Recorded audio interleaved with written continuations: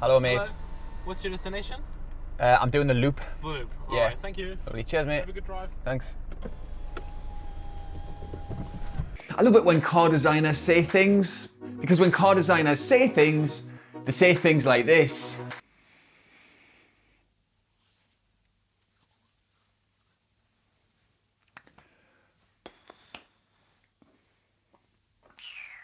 Okay, so that's a pretty standard car designer word salad. And like any other car designer word salad, it can actually be blended into just two words. It's nice. It's very nice at the front, and it's very nice at the back, and it's very nice at the sides too. Look at those deep creases. Who doesn't love a deep crease? And what do you know? It's nice in here too. Now, we've come to expect that from Volkswagen, but what's pretty unexpected in here is that it's not that bland. These screens here are moderately exciting, and actually you can get this dashboard panel in a range of different colours. It's weird, having bright colours inside a Volkswagen is like seeing the Vicar doing mass in day glow Lycra. Of course, this is a new car, and as such, there's a lot more to it than just looking a little bit nicer than the old version. In fact, it's brand new from the ground up, based on the same collection of parts as the Volkswagen Golf, which means it's far more sophisticated than before. So firstly, it's the very first car to get the new generation of Volkswagen's active info display, which is its name for the digital speedometer. That means it's more fully featured and higher definition, so it's clearer and brighter. Sadly, and of course, it's not a standard feature, although it's probably only going to cost around 400 quid. And if true, that's very cheap for one of these things. If true being the operative phrase, because UK specification for the Polo isn't confirmed yet. Now, we are told that it'll be broadly similar to the outgoing Polo, and the starting price will be around 13.5 grand. Now, if you look at that compared to the starting price of today's Polo, it looks expensive. But actually, there's no three-door version of this new Polo, so you can discount that, and the spec's better. So in reality, Volkswagen states it's only really a couple of hundred quid difference. This new one, for example, has more safety kit as standard, and it has aircon across the range. So although we can't talk in detail about the specific UK spec of the new Polo right now, we already do know that there's a load of stuff in the car that, as they say in Scotland, wasn't there before. Here's the sort of stuff that we know it'll have, and you'll notice, if you can read quick enough, that a lot of it is safety related. Stuff like pedestrian protection and automatic braking, and it's got adaptive cruise control. All of which is big car stuff, which brings us to the way this car feels. More like a big car than ever before. Try as it might to appear youthy with its coloured panels and all that. 8 dashboard colours? Mental, man.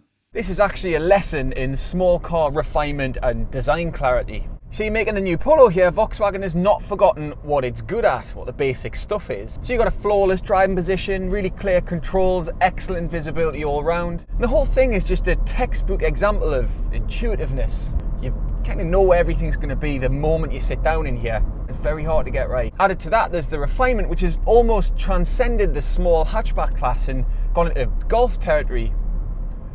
The sport golf, not the car. I mean, driving this thing encapsulates the calmness of 9 holes at your favourite pitch and putt.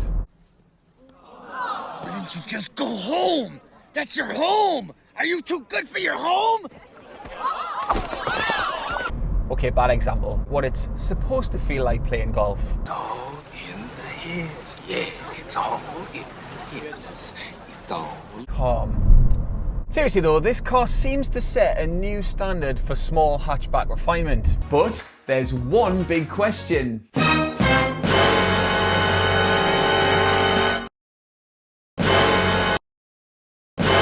Yes it is.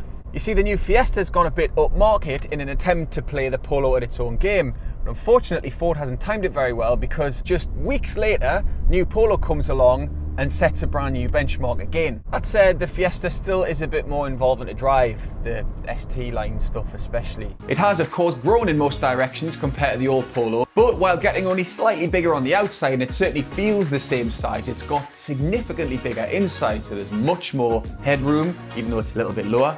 There's much more leg room and shoulder room and elbow room. But the most impressive part of the Polo in terms of the packaging is how much bigger the boot is. Look at this comparison. It's significantly bigger than a Fiesta's boot and actually nudges into the sort of boot size that you get in a golf-sized family hatchback. And so the engine range, which is fairly compact and again, not perfectly clear at the minute, but we do know roughly what we'll get. We'll leave the GTI to one side for now and talk about that on another day. There's a 1.6 litre diesel and there's a few versions of a 1 litre 3-cylinder petrol to choose from, and there's a very clever 1.5 litre petrol with cylinder deactivation technology. That means that it can operate using just 2 of its 4 cylinders if you're a gentle stroker of the throttle. The 1.6 diesel is really good, but you know, it's a Volkswagen diesel, so nobody's going to buy it. On balance, I'd still recommend the 3-cylinder petrol. It's dead smooth, dead quiet, especially at idle, really punchy across the rev range, and if you're not doing that many miles, generally speaking, you'll get broadly similar economy with a petrol than you will with a diesel. And even though it's not been crash tested by Euro NCAP yet, it will be a 5-star car almost without doubt, because today's Polo's got a 5-star rating. It's very, very unlikely to go backwards. Oh yes, and apparently its residual values have been set around 5% higher than the Fiestas, which means actually it might end up being notably cheaper than a Fiesta to buy and run. And well, for now that's about all we can really say. It's pretty much what you'd expect it to be. Peak Volkswagen small hatchback. Funny enough, it just kind of feels like a Golf, but just a little bit rougher. Not quite as refined as the Golf, not quite as smooth riding.